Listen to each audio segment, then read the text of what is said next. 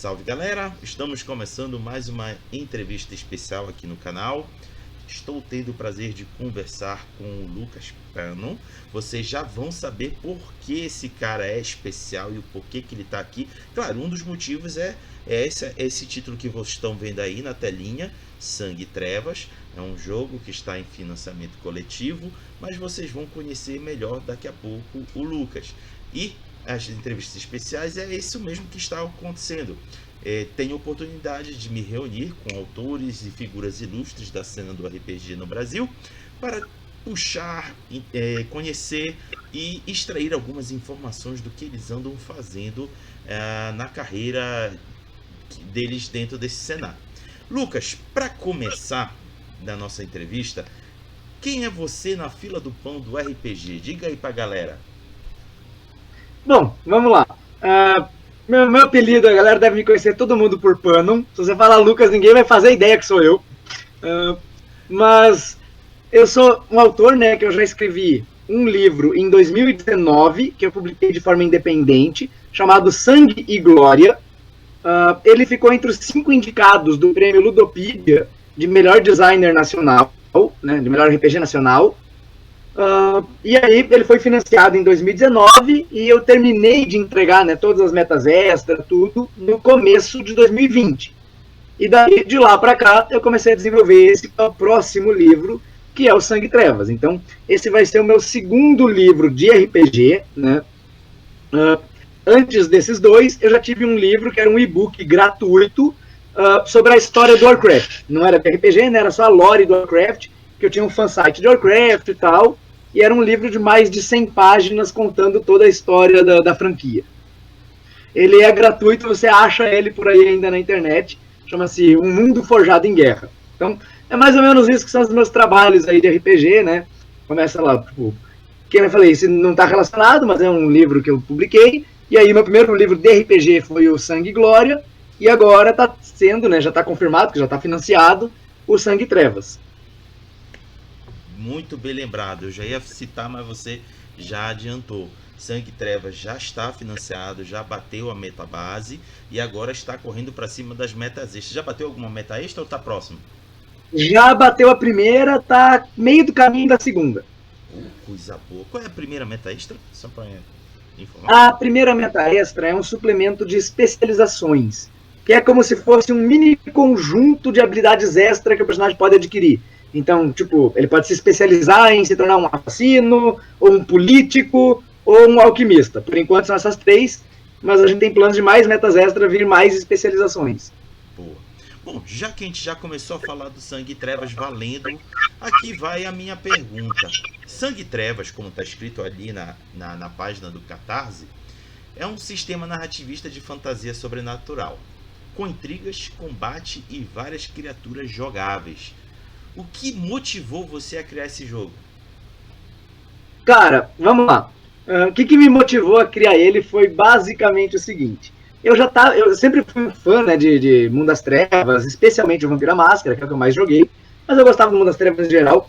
Pessoalmente, eu até gostava mais de Lobisomem do que Vampiro à Máscara, mas eu nunca tive a oportunidade de jogar uma mesa, assim, porque eu já comecei primeiro com o Vampiro, e aí, quando eu comprei o livro do Lobisomem, eu não quis parar minha mesa de vampiro e ninguém mestrava pra mim. Aqui em casa sempre foi assim, você compra os livros, você quer jogar? Não tem ninguém pra jogar. Aí eu, putz, beleza, vou comprar o livro e aí eu vou arranjar meus amigos, vou aprender a mestrar e vou chamar eles e vou mestrar. Então, eu comprava todos os livros, eu mestrava tudo e a gente jogava o que eu comprava. Então, eu já tava com o vampiro rolando, eu comprei o Lobisomem e tal, mas nunca cheguei a jogar ele, né? Teve um lobisomem na minha mesa, né? Mas nunca joguei o lobisomem. Pelo menos não o Apocalipse. Eu tive a oportunidade de jogar uma mesa curta do Destituídos.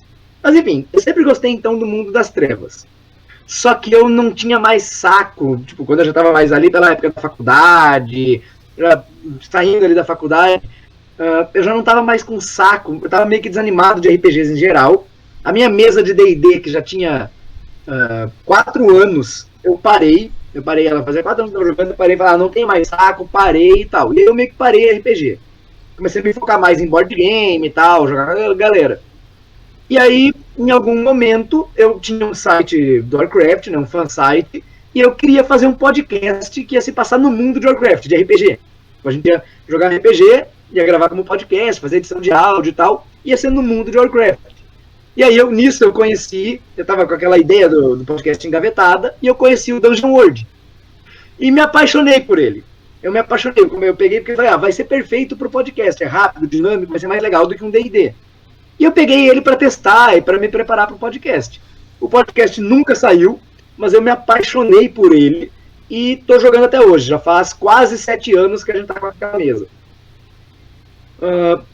E nisso, eu me apaixonei pelo Dungeon World e eu comecei a ir atrás de outras coisas. Eu descobri que o Dungeon World era de uma linha de sistemas chamadas PBTA. Comecei a me apaixonar e me apaixonei pelos PBTA em geral, né? E aí, lá em 2019, eu fui publicar o Sangue e Glória, que era o meu primeiro livro. Porque eu já estava jogando e adaptando e modificando o Dungeon World há 4 anos e meio. E aí eu falei, cara, eu tenho um material aqui de qualidade. Vou publicar ele comercialmente. E aí eu resolvi transformar ele no livro de RPG para lançar financiamento coletivo e tal, que eu fiz de forma independente. Só que mesmo antes de eu resolver transformar aquele hack que eu já tinha lá do Dungeon World em um livro comercial, eu tinha a ideia de um dia, quando eu terminasse, porque eu comecei a fazer o hack, eu falei, um dia eu termino isso aqui, e aí eu quero um dia fazer um Mundo das Trevas PBTA, entre aspas. Eu quero pegar toda aquela vibe de vampiros, lobisomens que eu adorava e transformar nessa estrutura de sistema que eu adorava, que era o PBTA. Mas essa ideia estava engavetada, ela estava lá na, tipo, um dia eu faço e nunca parei para fazer. Porque eu estava focado em terminar aquele hack e eu tenho um problema que eu não termino as coisas. Eu começo o negócio e eu falo, só vou parar quando estiver perfeito. Então até hoje eu aperfeiçoando, sabe? Então eu vou fazendo ajuste, mudança. Teve 27 versões do hack, daí teve o Sangue e Glória. Depois que saiu o Sangue e Glória, eu já mandei 9 erratas, mudando detalhezinho ou coisa ali, sempre para aperfeiçoar o negócio, né? Mas aí, eu estava então com essa ideia. E aí eu conheci o Sombras Urbanas, que era um PBTA de fantasia urbana. Saiu financiamento aqui no Brasil, eu financiei lá, felizão, peguei, vou comprar e tal.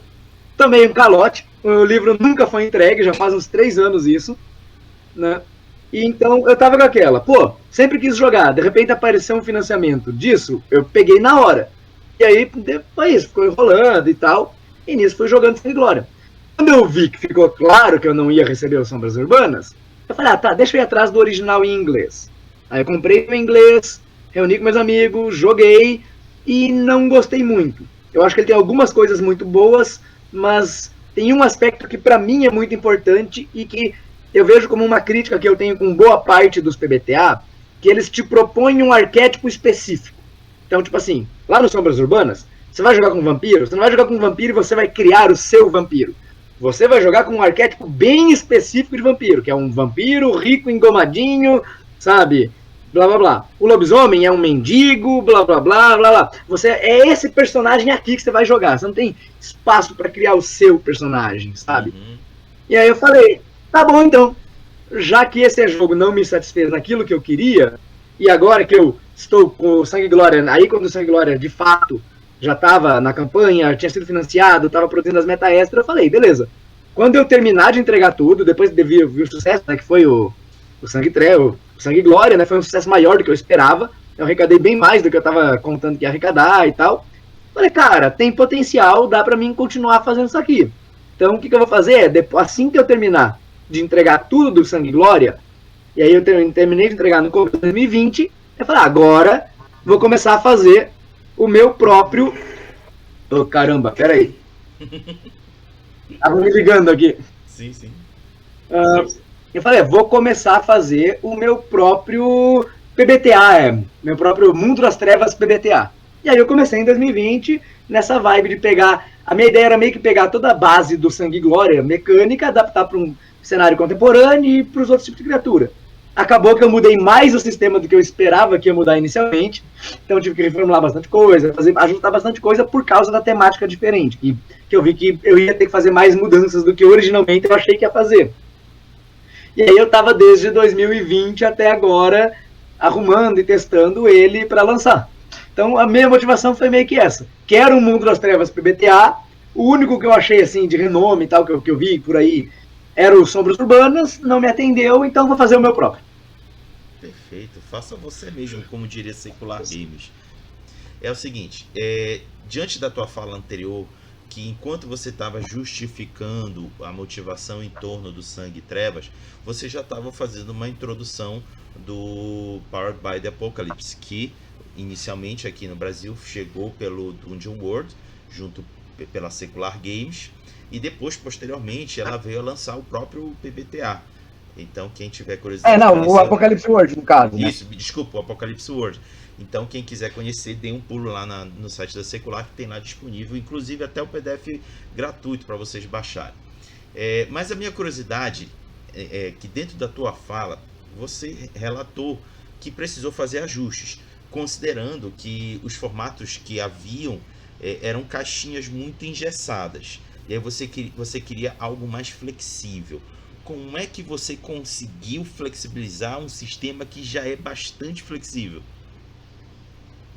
Então, na verdade não é nem caixinhas, foi o lance de, por exemplo, coisas do Sangue e Glória que funcionavam para a fantasia medieval, não funcionavam tão bem para o contemporâneo, entende? Então, foi mais a questão de ajustar o sistema para o tema dele, para o gênero dele. Por exemplo, pontos de vida. Aquela ideia de ter vários pontos de vida, o personagem que apanha um monte, não sei o que lá, e não cai, tipo um bárbaro, um guerreiro, etc., da fantasia medieval. Não é esse tipo de coisa na fantasia urbana. Na fantasia urbana, você e os inimigos não são muito diferentes de mortalidade. Você leva uns 2, 3 pipocos na cara, você morreu. Sabe? Então, ajustar todo o sistema de dano, de vida, e fazer todo o balanceamento em volta disso. Os movimentos básicos, teve muitos que eu trouxe lá do Sangue e Glória e adaptei para o mundo moderno, mas teve muitos que eu teve que criar, porque um jogo de fantasia medieval foca muito em ação, aventura, andar por aí e coisa. Enquanto que o Sangue e Trevas, por exemplo, vai ter muito mais situações sociais. Então, enquanto lá um movimento social, que é o negociar, resolve quase que tudo, desde ameaçar até seduzir, aqui eu tive que separar em vários movimentos, porque esse tipo de fator é mais importante em histórias desse gênero. Então eu separei eles, os atributos também tive que mudar, porque no Sangue e Glória eu tinha os atributos meio que clássicos do D&D, assim, sabe? Força, destreza, constituição. A única diferença é que tem percepção ao invés de sabedoria. Já no Sangue e Trevas, como eu falei, ele é um jogo muito mais social. Então, de repente, o carisma ia virar um super atributo. E aí eu tive que separar o carisma em atributos. E aí eu fiz mais ou menos, inspirado, né, no Mundo das Trevas, eu separei em 3 atributos físicos, 3 mentais e 3 sociais. Então, o social agora não é mais um super atributo, eles são 3. Então, você já vai ter que variar, mesmo que você foque no social, você não vai ser bom exatamente todos. Então, mudanças que eu tive que ir fazendo para adaptar o jogo pro gênero dele, né? Tipo, para esse tipo de história que é contada. Entendi. Bacana. Vamos avançar aqui para uma perguntinha que eu achei interessante, que tem a ver com os 8 tipos de criaturas que você relata lá na página. Diga, quer falar alguma coisa? Não, você vai falar, antes de responder, eu vou agora migrar de volta pro notebook, porque meu celular daqui a pouco acaba a bateria, que ele é meio zoado. Voltei. Então, eu estava aqui começando a perguntar sobre os 8 tipos de criaturas jogáveis que são anunciadas na página da campanha, os quais são anjo, demônio, feiticeiro, gárgula, lobisomem, mortal, múmia e vampiro. Olha, tem coisa pra caramba aí de criatura sobrenatural. Como tu conseguiste balanceá-las dentro de um contexto do Sangue e Trevas? Que em jogos PBTA, o balanceamento é uma coisa um pouco diferente de jogos mais gameistas. Porque, como ele é um jogo de natureza mais narrativista, você não se preocupa tanto com o balanceamento no sentido tradicional das coisas. Os meus jogos PBTA em particular, eu sempre brinco que eles são meio que um híbrido. Porque eles são PBTAs, mas ele tem um espírito um pouco gameista. Então, eu me preocupo mais com balanceamento do que a maioria dos PBTAs, né? Porque a maioria fala, tem um personagem que é absurdamente super poderoso e o outro que não é nada. Vamos dar um exemplo, Masks. Masks é um jogo fantástico que foi recentemente financiado. No Masks, tem um personagem que é literalmente o cara do street level, vai ser tipo um Demolidor, um Luke Cage da vida, e tem o cara de poder galáctico cósmico, que é tipo uma Capitã Marvel, um Superman. E os dois estão jogando ali, porque não importa que o poder deles é em níveis diferentes. o balanceamento, a história é narrativa, o que importa é como que eles estão fazendo as coisas e tal. Então, isso não importa tanto. Nos meus jogos em particular, eles são um pouquinho mais gameistas. Então, eles se preocupam um pouco com o balanceamento. Mas qual que é o jeito fácil de balancear isso? Primeiro, o sistema é o mesmo. Você está jogando um sistema. A diferença são os tipos de criatura. Então, os atributos são iguais, você distribui da mesma forma. O que vai mudar? Como é que você faz seu personagem? Você coloca seus atributos, aí você vai ter as habilidades iniciais. Essas habilidades elas vão definir o que é o seu tipo de criatura, como ela funciona.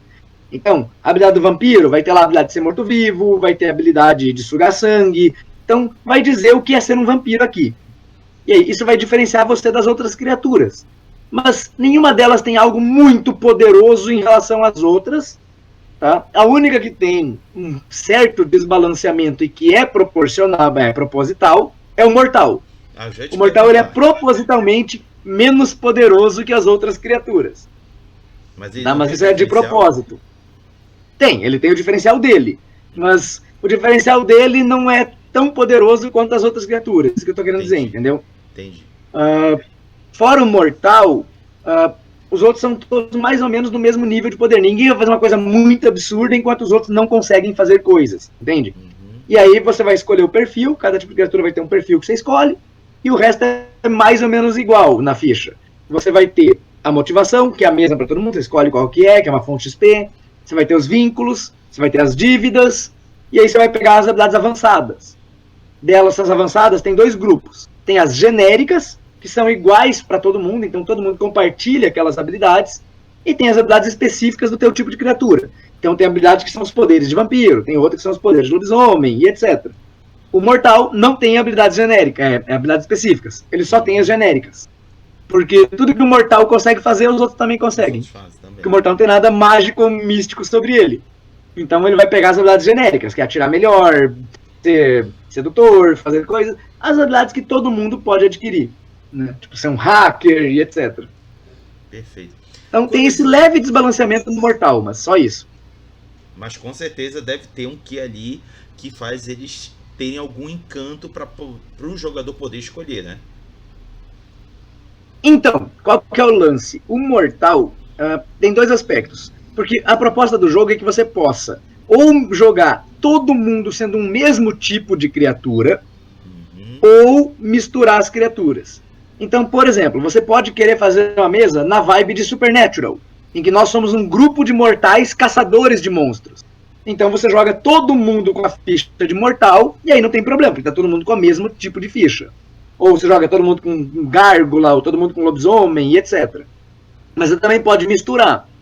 A ideia é que, se misturar, se você está escolhendo jogar de mortal, você está propositalmente escolhendo ser um underdog. Olha, tem todos esses seres super poderosos, e você não tem nenhum desses poderes. Mas mesmo assim você vai lá peitar eles. Então você vai com o mortal no meio disso. Então você está escolhendo ser o Batman no meio da Liga da Justiça. Inclusive, é uma das habilidades do mortal. Eu sou o Batman. Eu sou o Batman. Boa, boa. Ficou interessante. Com essa explicação ficou interessante. Perfeito. Entendeu? Agora... Porque Pode falar. Só para concluir, a ideia do mortal é que ele tem 2 coisas. Ele tem 2 habilidades, basicamente. A primeira delas é a adaptabilidade. Ele, no sistema, você vai ganhando XP e você pode comprar as habilidades, elas custam XP. Para o mortal, elas custam menos XP. Então, você não tem nenhum poder mágico que nem os outros, mas você aprende e evolui mais rápido que os outros. Você só tem acesso aos genéricos, você não tem poder próprio, mas você vai pegar poder mais rápido que os outros. E a segunda coisa que ele tem é, eu sou o Batman, que dá pontos de preparo para ele. Se ele gastar tempo e se preparar, ele tem os pontos de preparo que ele pode gastar para ganhar vantagem nas coisas. E é basicamente isso, o lance do mortal.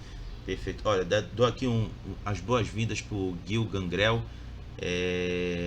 Um exemplo que me veio interessante. Olha, ele está elogiando a questão dos mortais. Eu também estava pensando, Gil, bastante sobre como é que... O que me chamaria a atenção de querer jogar de mortal?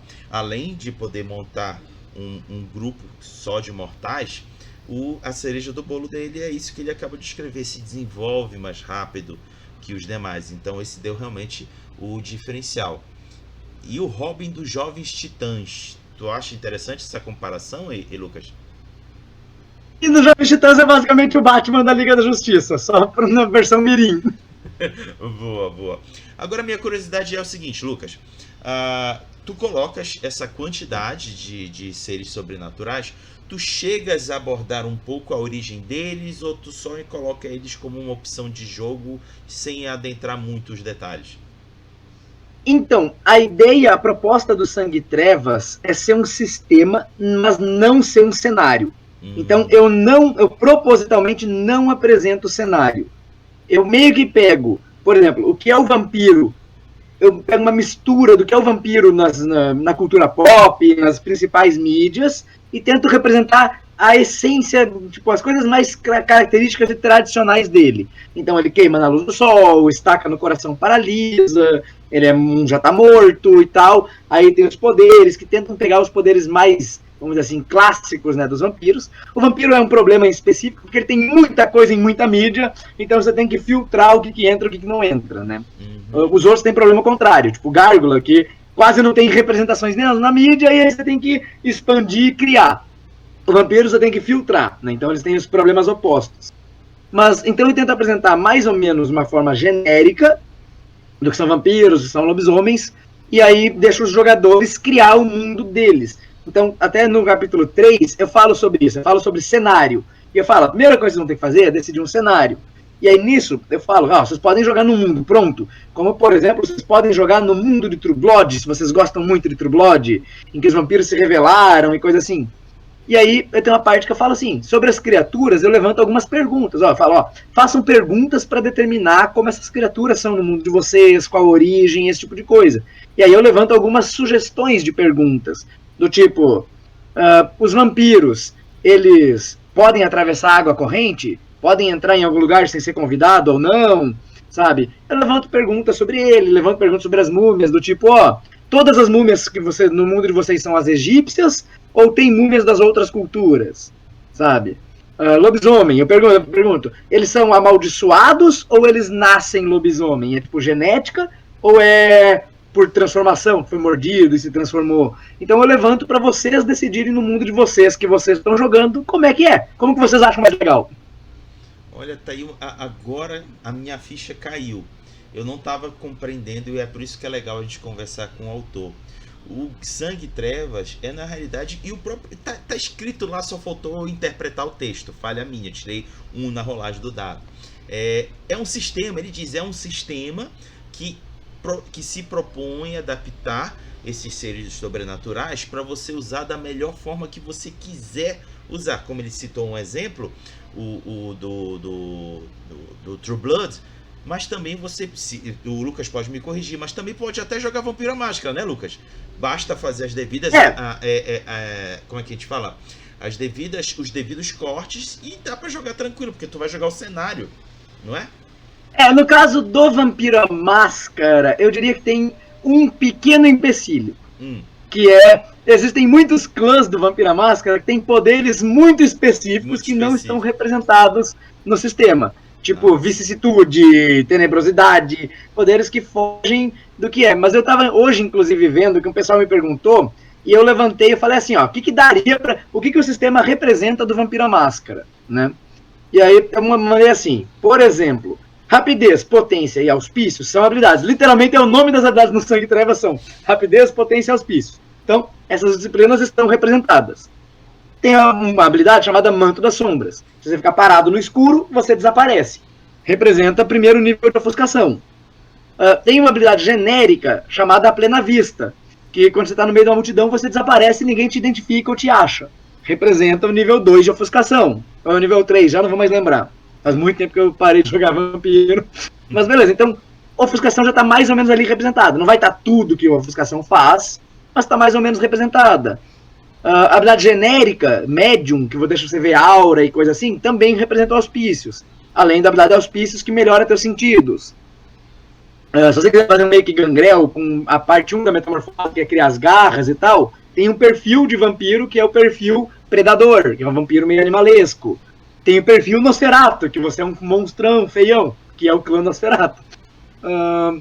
Tem o olhar da dominação, que você olha... o olhar do vampiro, que você olha e dá ordem para alguém, representa a dominação. Tem atração fatal, que representa presença. Então as disciplinas mais genéricas estão quase todas representadas. Você pode virar morcego, que é parte da metamorfose, né? Então você consegue fazer as coisas mais genéricas, que são mais clássicas dos vampiros. Mas, como eu falei, eu tive que filtrar. Então coisas como vicissitude, não vai ter, entendeu? Então você não vai conseguir, para adaptar Vampira Máscara, você vai ter que criar habilidades a mais, né? Tipo, habilidades mais específicas e tal, mas que é a coisa mais fácil do mundo. Você literalmente cria 2 ou 3 habilidades a mais e pronto, você consegue uma para cada disciplina ali e você consegue jogar. Essa tua fala foi exatamente o que o Gil Gangrel disse aqui. Isso dá para arrumar, não é problema. O mais difícil tu já fizeste, é criar uma estrutura que viabilize. Inclusive, já fiquei aqui até pensando, Lucas, de jogar até os Garotos Perdidos. Lembra daquele filme?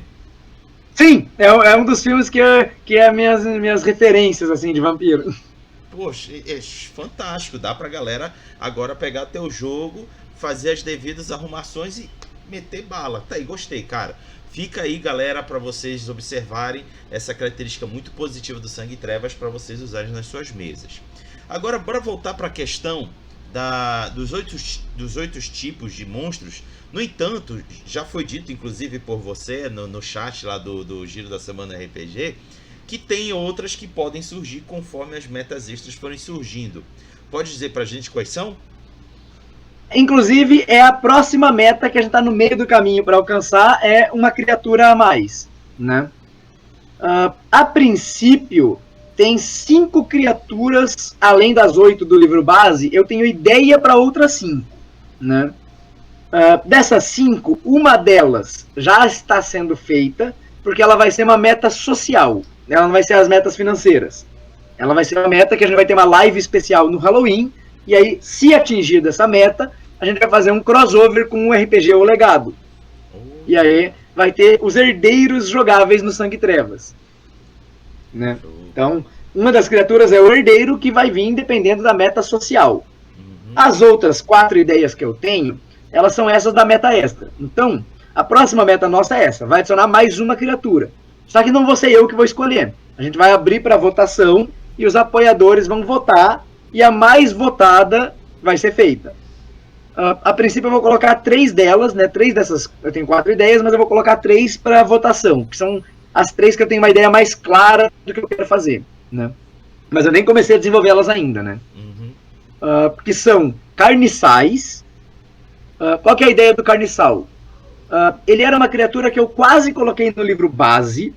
Então ele eu já tenho bem encaminhado assim o que eu vou fazer, porque eu comecei a desenvolver, eu só não finalizei, não testei, mas eu comecei a desenvolver. Por que eu optei por não colocar ele no livro base? Por 2 motivos. O primeiro é, ele mecanicamente estava ligeiramente mais complexo que os outros. Não mais poderoso, mais fraco, mas mais complexo.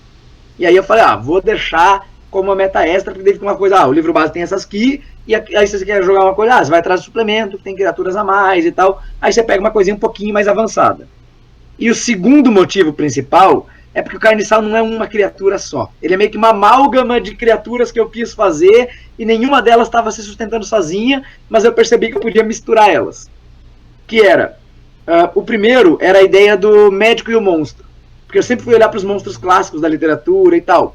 E aí aquela ideia do cara que vira um monstro, que desvira e tal, meio que dá origem, né, pro Hulk, pra coisa assim, mas mais o original, que ele não necessariamente se transformaria num monstrão, sabe? Então, eu pensei na ideia do médico e o monstro. Só que eu vi que ele não estava se sustentando sozinho. Eu também pensei na ideia de um zumbi. Só que o zumbi não era interessante sozinho, porque você... beleza, zumbi, o que ele tem? Ele é um morto-vivo. Beleza. Vampiro e múmia são mortos-vivos, mas bem mais interessantes, porque ele tem coisas deles e tal. Isso aqui é só um morto-vivo, é só o que ele é. E aí tinha também coisas como o endigo, que é meio animalesco e tal. Então, eu peguei todas essas ideias e misturei elas todas no carniçal, que virou esse cara que é um canibal, que se alimenta de carne e tem poder disso. E aí você pode puxar para uma vibe mais médico e monstro, ou você pode puxar meio para um Frankenstein, meio que fazer ele ser zumbi, né? Pegar morto-vivo, então você já pega ali o Frankenstein, o zumbi mesmo, clássico. Você pode fazer ele mais animalesco, fazer o mendigo. Então meio que é uma amálgama de alguns conceitos que misturados dão uma criatura interessante, mas que sozinhos não se sustentavam. Então por isso que eu separei ele para não ficar pro livro base. As outras duas ideias que eu só tenho ideia, não faço ideia como é que eu vou fazer, são Curupira e, entre aspas, Lagoano, porque não vai ser esse nome. Mas o que seria o Lagoano? O Lagoano, ele é basicamente o The Monster of the Lagoon, daquele filme clássico da Universal. É tipo um homem-peixe. Pra quem já assistiu o Hellboy, por exemplo, é o Abe Sapien, é o cara do A Forma d'Água, sabe? Vai ser aquele cara meio homem-peixe, que eu achei é um dos monstros clássicos, mas que eu achava que não se sustentava pro livro base, porque eu acho que, legal, eu vejo alguém jogando um Lagoano numa mesa que mistura tudo. Mas eu não consigo ver sustentando uma mesa que a galera vai jogar só de Lagoano, sabe? Não é uma coisa, nossa, todo mundo vai jogar de Lagoano numa mesa, sabe? Eu acho que ele é mais um deles numa mesa que mistura, é legal, ele tem suas particularidades. Todo mundo isso aqui fica uma coisa meio restrita que eu achei. Beleza, uma pessoa, um grupo na vida talvez resolva, não, a gente quer muito jogar Lagoano. Mas em geral as pessoas não vão querer. Então ele entra como uma coisa extra, porque ele não se sustenta. Porque a minha ideia, todas que estão no livro base, todas elas, eu vejo a galera pegando elas e fazendo uma mesa só daquele tipo de criatura. Então, só de anjo, só de demônio, só de múmia, só de gárgula. Eu não vejo só de Lagoano. Né? Entendi. E o Curupira, que também ficou fora do livro base, que é uma ideia que eu tenho, que é de fazer, que era quando eu tava pensando sobre as fadas, né, sobre os Changeling, e aí eu resolvi, né, porque eu tava olhando pro mundo das trevas, e eu falei, Changeling, eu tenho um problema com eles, que eu acho que eles não encaixam no mundo das trevas. E antes que alguém fale, não é preconceito por fadinha, nada disso. Eu sei que você consegue fazer uma fada sombria. Por exemplo, o Labirinto do Fauno. Fadas sombrias. Mas o meu ponto é que eles inerentemente são mais fantásticos. Eles são mais o lance de ter um mundo à parte, um mundo paralelo das fadas, e não o monstros entre os mortais, e sim o mundo à parte e tal. Então, eu acho que ele foge um pouco da temática, né? Os Changeling e tal. E eu falei, se eu for por Changeling, então eu vou pôr uma meta extra, porque é uma coisa a mais que foge da base aqui, mas é interessante para quem quiser misturar e tal. Só que aí, nisso, pensando sobre Changeling, tem um autor brasileiro chamado André Bianco, não sei se você conhece. Conheço. Mas ele escreveu uma série de livros, né? Que são livros de vampiros e tal. E numa dessas séries de livros chama-se O Turno da Noite, que é sobre um grupo de jovens vampiros e tal. E nesse livro, eles vão para a Amazônia, onde eles encontram uma raça de criaturas sobrenaturais defensoras da Amazônia, que são os Curupiras.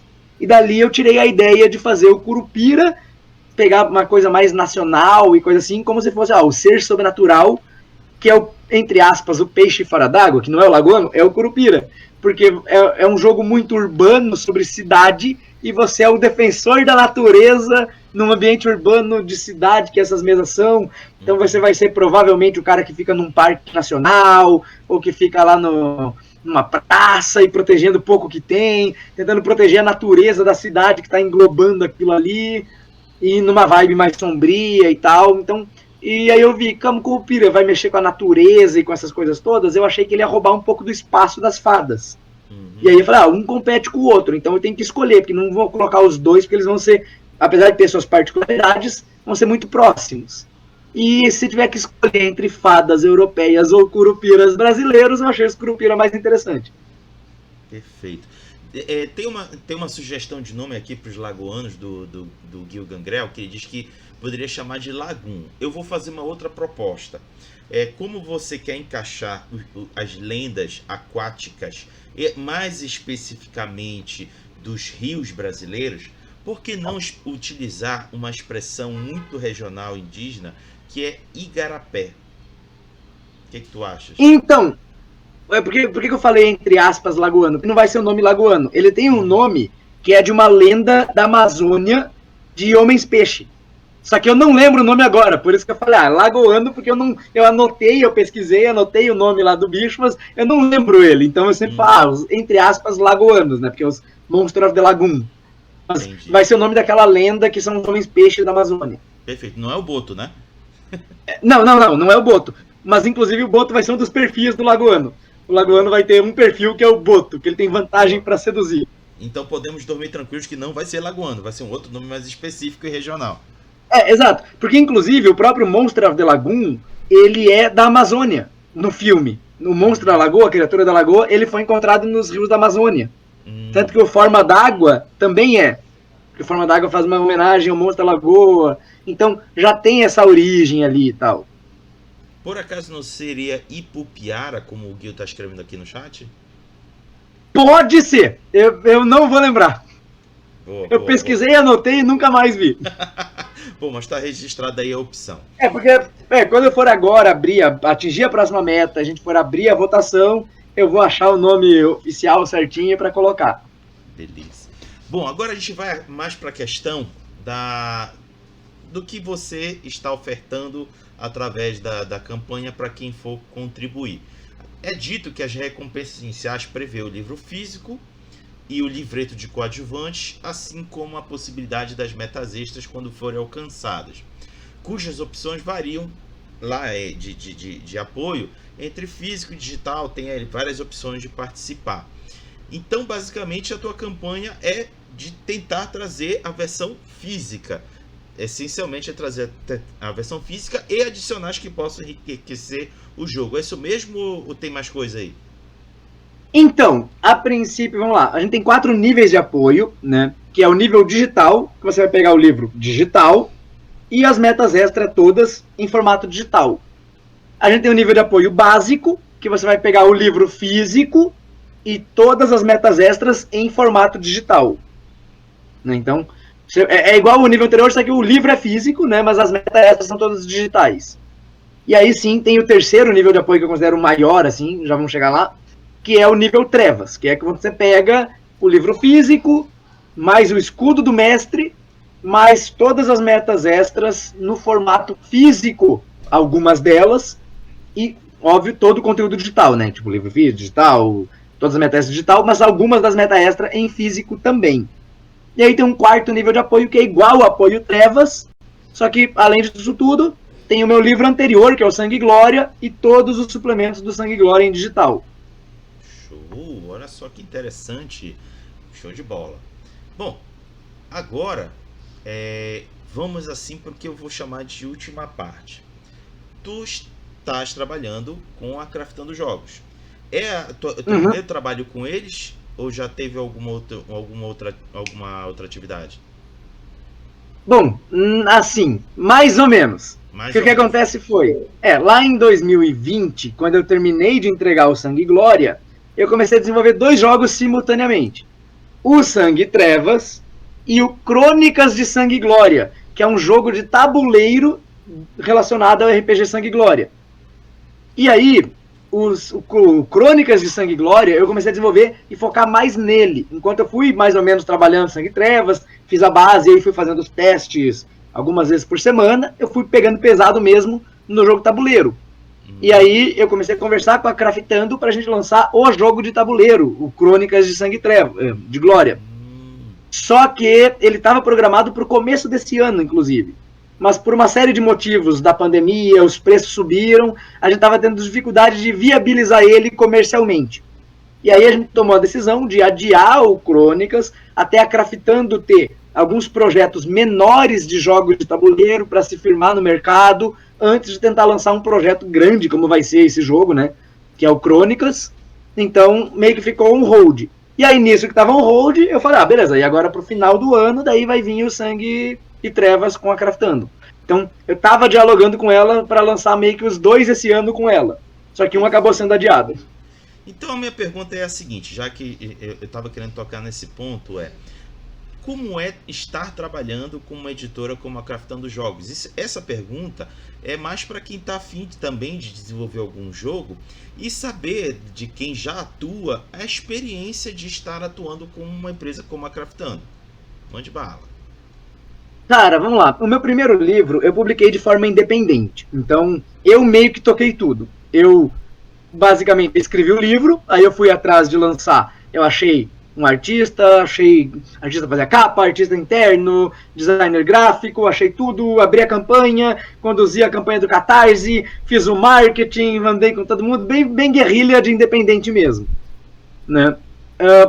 Qual foi o lance? Eu queria lançar o primeiro independente, não é que eu queria. Eu entrei em contato com algumas editoras, mandei, tô com um livro aqui, gostaria de publicar e tal. Não tive retorno de nenhuma.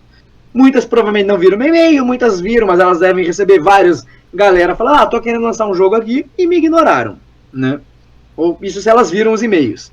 E até aí eu acho entendível, porque se eu fosse uma editora e cada dia recebesse 5 ou 7 pessoas malucas, aleatórias, querendo lançar um livro, sabe? Às vezes eu não vou nem parar pra ler direito o que é e tal. Só que eu não tenho paciência. Então, foi tipo assim, eu lancei por um mês. Um mês eu entrei em contato com as editoras. Eu vi, lancei naquele mês, assim, no meio de uma semana, peguei o contato de várias editoras, lancei pra algumas, assim e tal. Beleza. 3 semanas depois, não tive resposta, dane-se, vou lançar eu mesmo. Aí eu fui lançar, sabe? 3 semanas não tive resposta, foda-se. Eu mesmo lanço. Não vou ficar esperando os outros pra ver. Sei que eu tenho produto de qualidade, vou fazer acontecer. Vou atrás de eu mesmo. Uhum. E aí, nisso eu fui lançar o primeiro livro. Já pro Sangue e Trevas agora, eu falei o seguinte, na verdade, primeiro eu comecei com o Crônicas, porque aí eu vi, o Crônicas é grande demais para mim lançar independente. Porque já tem peça, fornecedor, tem um monte de coisa que eu não vou conseguir achar sozinho. Vou tentar lançar com uma editora. E eu já tinha um contato próximo de amizade com o pessoal da Craftando, porque eles lançaram Kalimba, eu era amigo, né, do Pirraça, que é o autor, então participei, estava lá nos grupos, agitando a galera, e aí eu tinha contato com o pessoal da Craftando e tal. E daí nisso eu já fui conversando, escuta, tô procurando uma editora aqui, eu vi que tem interesse em talvez começar a lançar uns jogos tabuleiros, tem interesse, tá? E a gente começou a conversar, sabe? Para lançar o jogo tabuleiro. E nisso que eu já tava lá conversando com eles, lançar o jogo tabuleiro, então, e tem esse próximo livro aqui que eu vou lançar também. E aí eu tava ainda na dúvida se eu tentava lançar independente de novo ou procurava uma editora. Só que eu resolvi que eu queria ter a experiência de lançar um livro com uma editora, para daí eu poder saber, beleza, lancei independente, lancei com editora, ver como eu prefiro trabalhar e tal, sabe? Então eu falei, vou lançar um com a editora e aí depois eu vejo, se der certo, a gente vê outros com editoras, se eu preferir, não, prefiro manter todo o controle e tal. Só que a Craftando, até onde eu sei, ela tem um método de trabalhar um pouco diferente das outras editoras.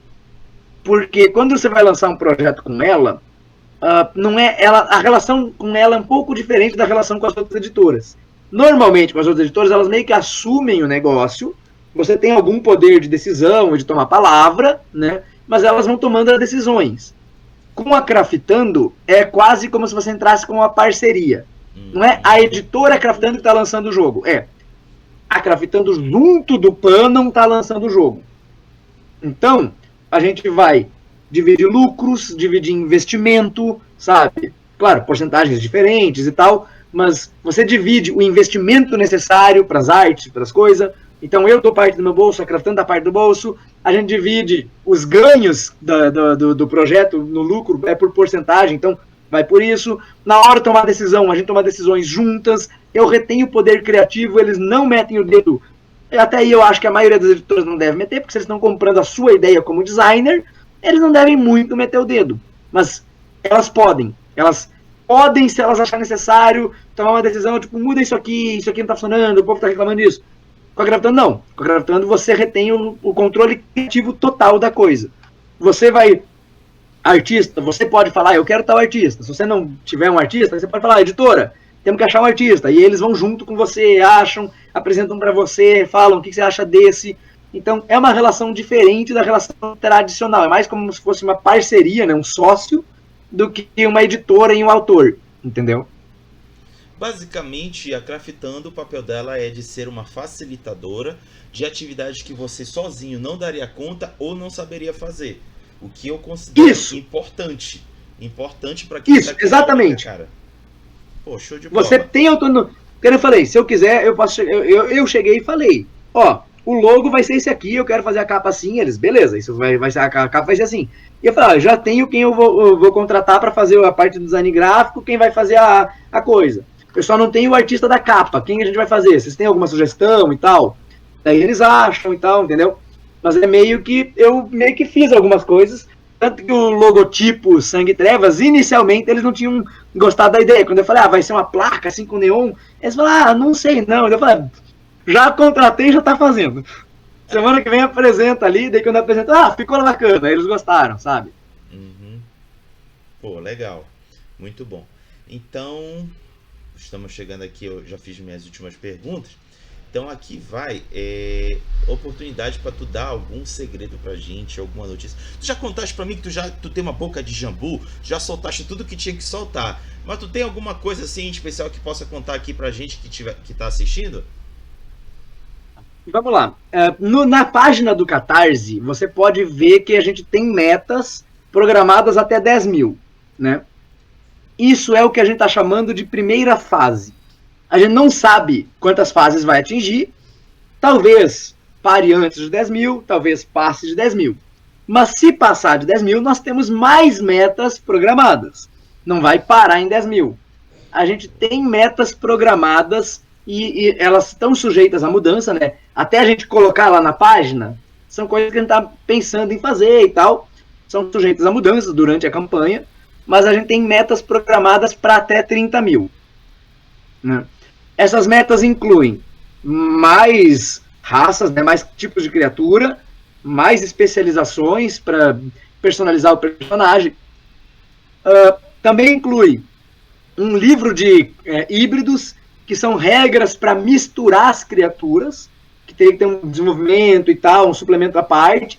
Não é um suplemento grande, mas é um suplemento para, tipo, você quer fazer um vampiro lobisomem, um lobisomem vampírico. Vai ter regra para fazer isso. Você quer fazer um gárgula que faz magia. Aí vai ter regra para misturar com o feiticeiro. Então vai ter todas as regrinhas de como misturar as criaturas, quais misturam com quais, como funciona isso mecanicamente e tal. É uma das ideias de suplemento que está para depois do 10 mil. E o mais importante para mim, o suplemento a meta que eu mais quero atingir é a meta da ficha online. Porque a gente tem uma ficha online no Sangue e Glória, que eu estou desenvolvendo, né, um site. Só que qual que foi o lance? Eu fiz a campanha toda do Sangue e Glória primeiro. E aí lancei e tal. E aí depois, a galera me pedia muito uma ficha editável e coisa, mas um PDFzinho editável não é bacana. A galera queria um no Roll20 ou no Foundry ou coisa assim. E eu fui atrás de fazer pro Foundry, fazer pro Roll20. Só que eu vi, ou era difícil de fazer, ou não é, beleza, dá para fazer, mas não dá para fazer do jeito que eu quero. E aí falei, só tem um jeito de fazer do jeito que eu quero. A gente vai fazer um site próprio, o nosso Roll20, entre aspas. Ele vai ter funcionalidade de mesa, você vai lá criar tua mesa, você convida teus amigos, o amigo joga, vocês vão poder compartilhar, tem toda a ficha online. E aí eu fui atrás de fazer esse site. Só que já tinha acabado a campanha. Então eu fiz esse site bancando o site inteiro do meu bolso. Sabe? Legal. Tanto que é uma coisa que é muito elogiada até hoje, que é a ficha online do Sangue e Glória, porque ela tem uma série de coisas incríveis, que é tipo assim, primeiro, ela é completamente automatizada. Então, por exemplo, você vai escolher, até a parte, escolha teus atributos. Aí você vai lá e coloca o atributo 8, por exemplo, que lá você tem pontos para distribuir. 8, 7, 5 e tal. Você colocou 8, quando vai escolher o próximo atributo, ele já aparece quais são as opções que ainda estão disponíveis, não tem mais o 8. Então você já vai designando. Quando você vai pegar uma habilidade, ele fala, ele deixa, ele tem uma opção lá assim, a arma favorita, escolha 3 melhorias. Tem uma outra melhoriazinha, você clica nela, dá um checkbox. Depois você seleciona 3, ele trava e não deixa mais você escolher. Sabe? Então, ele controla tudo que você pode fazer para você na ficha. Se você, por exemplo, tá levando dano, você vai marcando que vai perdendo pontos de vida. Você vai lá marcando, tipo, tem um maisinho, menuzinho do lado da vida. Quando você colocar em 5 de vida, vai começar a brilhar vermelho, assim, piscar vermelho a tela, dizendo que você está gravemente ferido, e já vai automaticamente aplicar a penalidade nos atributos, sabe? Se você colocar em sobrecarga, ele vai automaticamente aplicar a sobrecarga para você e vai aplicar todas as penalidades. Então o site faz tudo automatizado para você.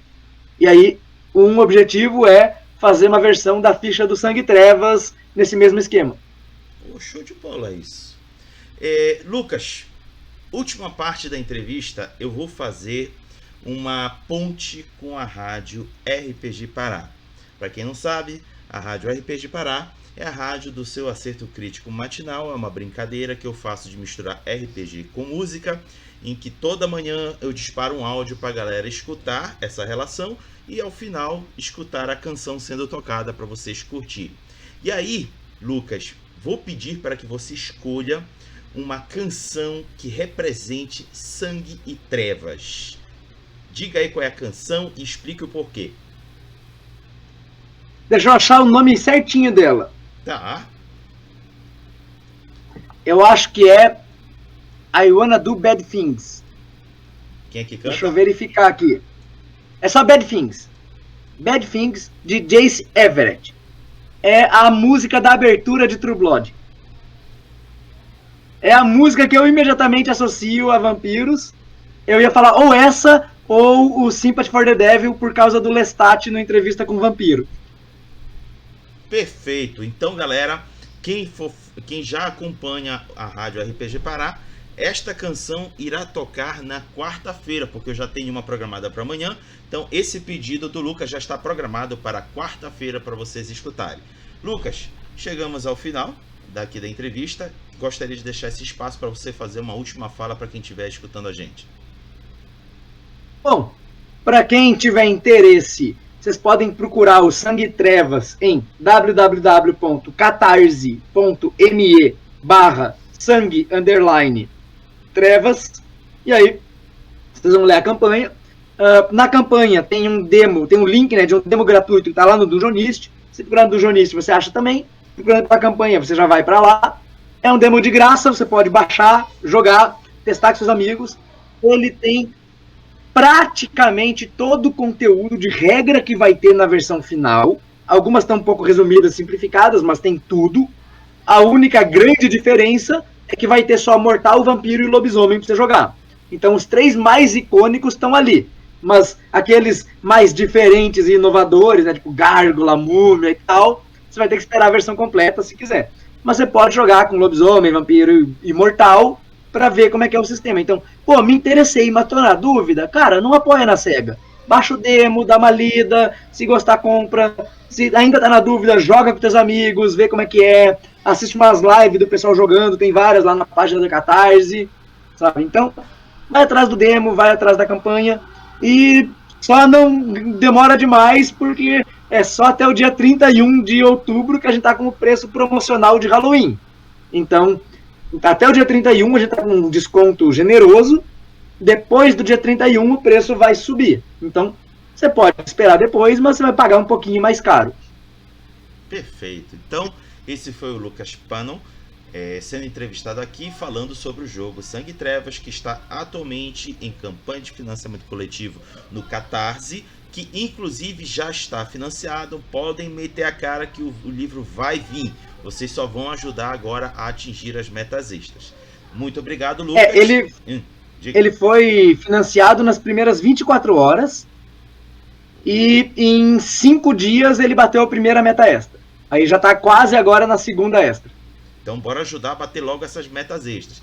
Lucas, muito obrigado por ter vindo aqui participar dessa entrevista e peço para que você junto comigo diga um até logo para a galera. Falou, pessoal, até a próxima. Falou!